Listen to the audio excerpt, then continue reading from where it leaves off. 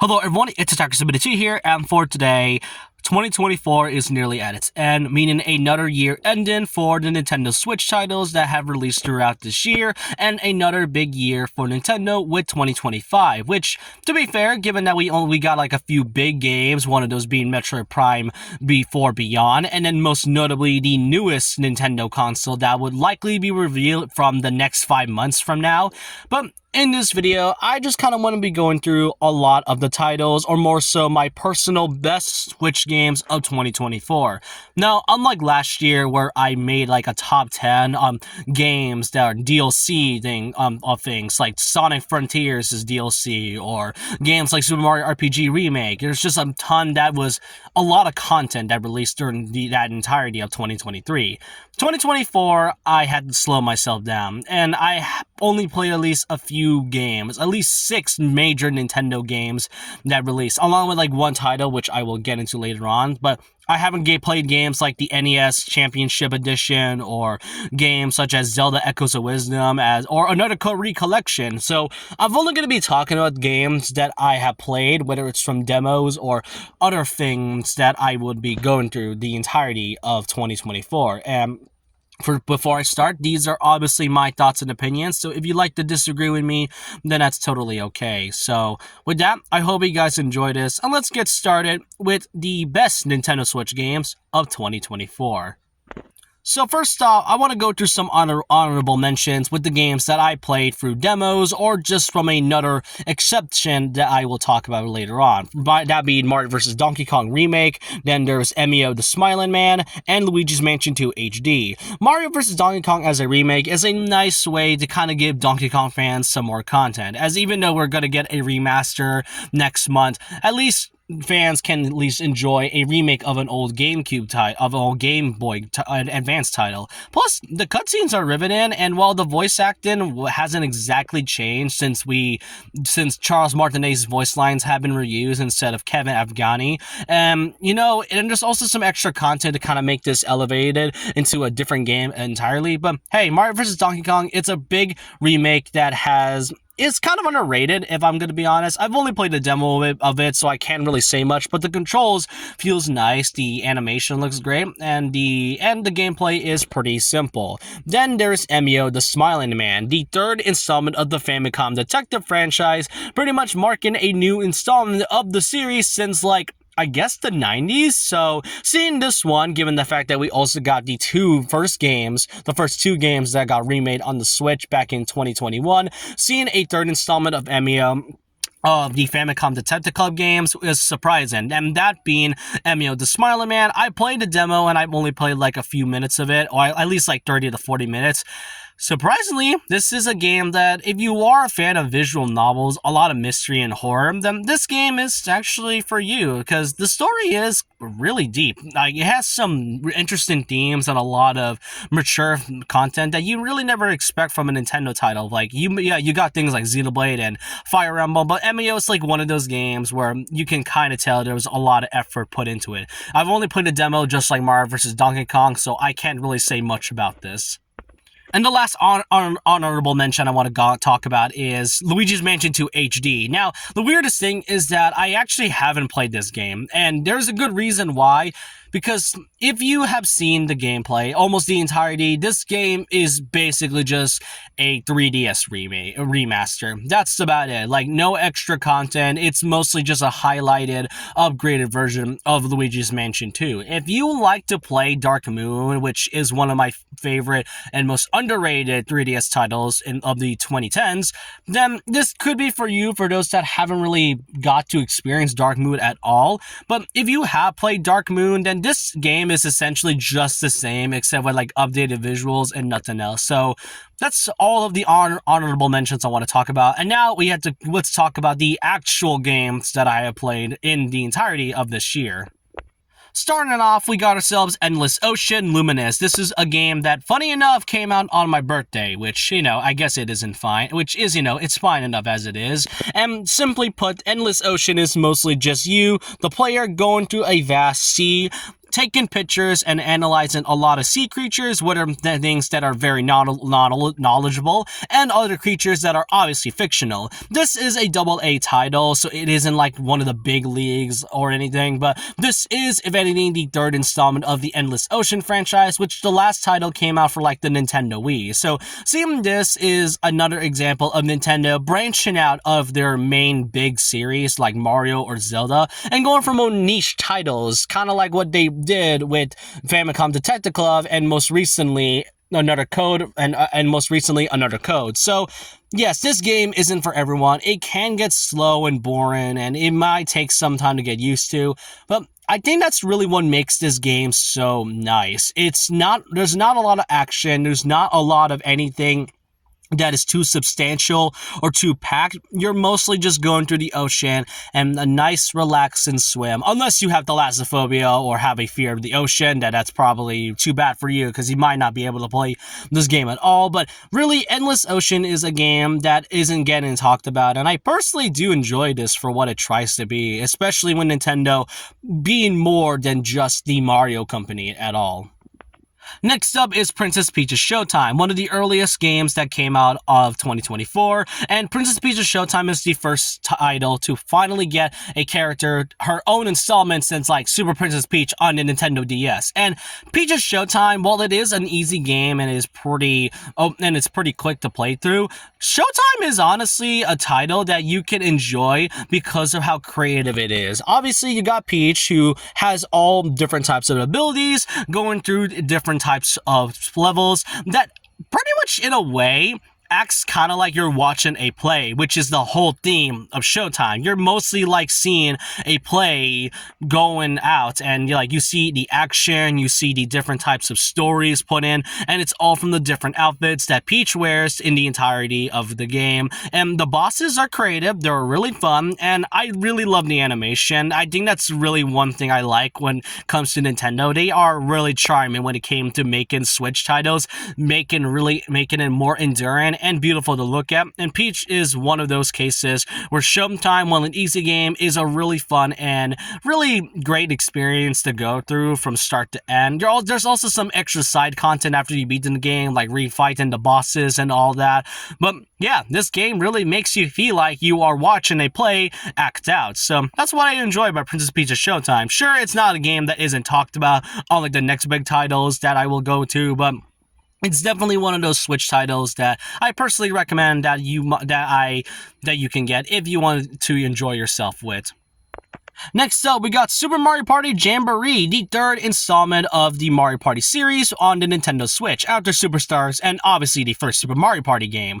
Jamboree, in a way, has updated a lot, more so taken a lot of the negative feedback that was taken from the first Super Mario Party title and enhanced it to a different level. This time, we got ourselves a mix of a lot of the past Mario Party elements. It brings back the iconic way of playing the titles as you used to, like, rolling the dice, go through spaces, and then playing a minigame, and it takes a lot of elements from the modern titles as well, like the Jamboree system, now being a brand new way of having the buddy system be revamped. Instead of having to, get it automatically on the first game, Jamboree instead has you play a minigame for certain characters. Like Mario, for example, you have to play through 3 of the iconic Mario Party minigames, and so on and so forth. Jamboree has the largest roster, which is great. It has some really creative level and stages, including 2 past boards from the past Mario Party titles, like Rainbow Castle and also Western Land.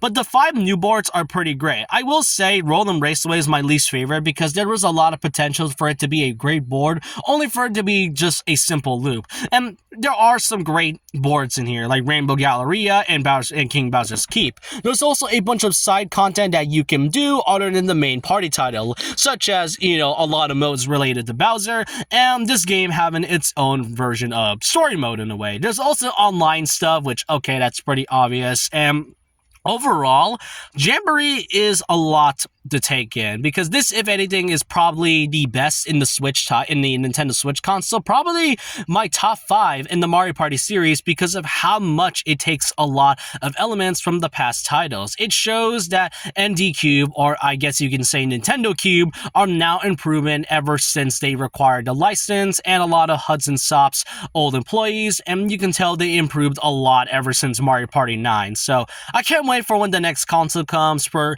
another Mario Party title, and I do hope they take a lot of these elements from Jamboree, because this is a really fun time to play. And then there's the last 3, which I had a hard time trying to order in them because all 3 of these games are amazing in their own way. They have their great qualities and they also have their flaws, but I guess I want to go with my third favorite of 2024, Paper Mario: The Thousand Year Door Remake. It's kind of crazy to me that just like not even like a few months ago, we were just given Super Mario RPG Remake on November last year. Now, 6 months later, we got a Sub-Z Thousand Year Door Remake. Now, pretty much reviving the old classic of Paper Mario, instead of, having all the different gameplay abilities, like whatever the heck Origami King was, and don't even get me started what Sticker Star's gameplay mechanic was. But this remake is basically bringing back a lot of Paper Mario's old features, taking turns, dodging enemies, and leveling up, along with having creative character designs, and also enhancing the quality from having a storybook-like aesthetic. Now, the only big problem as to why I'm putting this at number 3 is that while I adore this remake and the few bits of content they've added, I do wish there was a little bit more that you can do once you've beaten A Thousand Year Door. Sure, you've even got like the Bone Tail boss fight, which was from the original, and a few secret bosses, but imagine if there was a DLC that features Paper Luigi, which to this day, I do hope Nintendo or whoever, or Intelligent Systems is going to make like some type of Paper Luigi DLC, or even a Paper Luigi like game, because he is barely even playable in any of the titles that stars Paper Mario at all. But obviously, this game is great. It brings a love letter to the Paper Mario franchise, and I hope in the future that after this game sold very well, I hope Intelligent System gets the message that this is what Paper Mario should be. No stickers, no paints, no origami, just simple RPG mechanics that elevates a lot of the storybook aesthetic. Next up is another one I want to give praise to, Sonic X Shadow Generations. Throughout 2024, the year of Shadow has gotten a lot of attention, from basically being one of my favorite marketing tactics that Sega has ever done, pretty much giving the spotlight to the edgy hedgehog that has been shafted a lot since the 2010s, and seeing Shadow gain his whole year, especially with the recent release of the Sonic 3 movie. Shadow Generations is another thing that I want to talk about.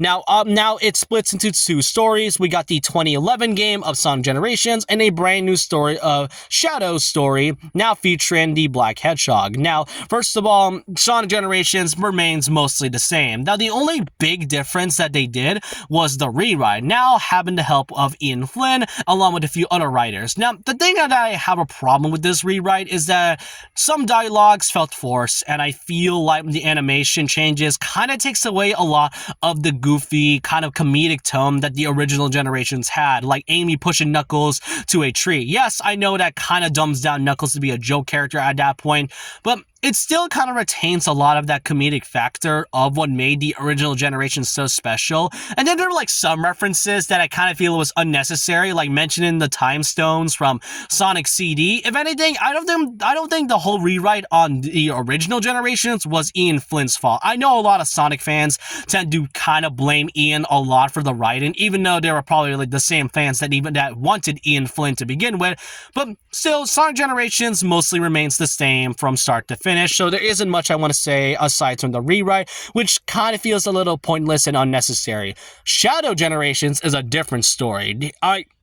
This right here is probably one of Sega's best stories that we have in the modern time, featuring Shadow as the main story factor, and this is where things get interesting. You got creative levels, you got amazing boss fights, lots of references, and it takes some gameplay elements from the open zone area from Sonic Frontiers. That is what I enjoy about it. The animation and quality has fully improved, which kind of puts the original Generations down in hindsight, which is a little unfair to compare, but given that this came bundled with the original Generations game, it makes the original look kinda lame in comparison to Shadow Generations. The gameplay is great, the Doom powers are amazing, and it's by far one of Shadow's best character arcs in this entire game. Like, throughout 2010s, he was mostly seen as an edgy hedgehog. In this one, he's still kind of an edgy hedgehog, but has a more dark and caring character that we've seen from the original Sonic Adventure 2 title. This is what Shadow should be, and Kirk's performance as the character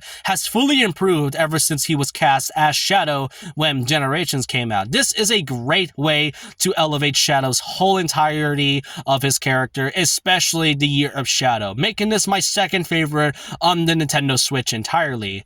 But then there's one game that fully breaks through the last two. As my favorite game for 2024 on the Nintendo Switch is none other than Mario & Luigi Brothership. Now, this could likely be some recency bias, but at the same time, it really isn't. Brothership is a game that brings back the iconic duo all in all back into the RPG spotlight. After pretty much 9 years of not having a brand new title, with the next two titles of the series being just two remakes on the 3DS, which that handheld was dying off at the time. So, and the fact that, you know, the company behind the franchise went bankrupt, we didn't really think we were going to see the Mario and Luigi ever again until this year. And thankfully, this game absolutely nails it with everything. It brings the elements of the past Mario and Luigi titles, having the same charm, the same writing, and basically taking a lot of elements from those games. And it's so weird because you can kind of tell that Acquire, the company that are behind that are making this game, you can tell they did their homework when making Brothership. It still retains that charm that the past games had. The gameplay remains the same. A lot of characters now have a lot of time they had to get the spotlight. Like Mario and Luigi obviously gets a lot of time, but especially the side characters. The side characters have a lot to go through, and it makes the world of Concordia way more open and lively than it just being a stagnant world. I also love the fact that Brothership fully goes on 3D, where the series is known for its iconic 2D sprites. This game still has that kind of 2D-like in nature, but is mostly going through 3D, and it has a lot of that cartoony fashion that really makes Brothership so great. Then there's also the animation and the cutscenes. The gameplay is great. I mean, aside from the fact that Luigi has to press A in order to do action commands, but yet does B in order to attack. That's kind of a weird thing to kind of talk about. And that's another thing. Luigi is his own character this time. Instead of just mostly being a follower to Mario throughout the entire game, Luigi feels like he's his own character. And that's what I enjoy about this. And I can't really say much without ever spoiling the story, but really, Brothership is a game that is a worthwhile experience that goes through the message of family and bonds. I think the only problem that I had with Brothership entirely was how it starts really slow to get into the story. Like, it starts pretty interesting, and then kind of like a few hours in, like 7 to 8 hours, it does kind of get a little repetitive, just going through island by island. But going through each island and having their own unique faction of what makes the island great is sort of kind of what makes the journey kind of interesting. But then in the midway and the end game point, that's where the story takes a lot from it, and it really gives me a lot of vibes that really, takes a lot from Superstar Saga. So overall, Brothership is by far my favorite title in the Nintendo Switch of 2024. It brings a lot of things that came from the past games, and Acquire really knows their homework when making this. So yeah, that was pretty much everything that I have to say for 2024. Next year is going to be interesting since we got Xenoblade Chronicles X Definitive Edition. Then there's also Country Returns HD and Metroid Prime 4 Rebeyond, along with Pokemon Legends Z-A. But as of right now, we don't know anything else of what's to come. I do hope you all enjoy this, and may 2024 be a great year. I still have one more video to talk about before this year ends, but let me know your thoughts and opinions down below of what you think about this year. Did you think Nintendo absolutely outdid themselves, or did you think the previous years for the Nintendo Switch was way better than what we have? Let me know your thoughts and opinions down below about this, and so with that, leave a like, comment, subscribe, hit the notification bell for more videos, follow my Twitter, and I'll see you guys next time. And remember this, once a legend, always a legend.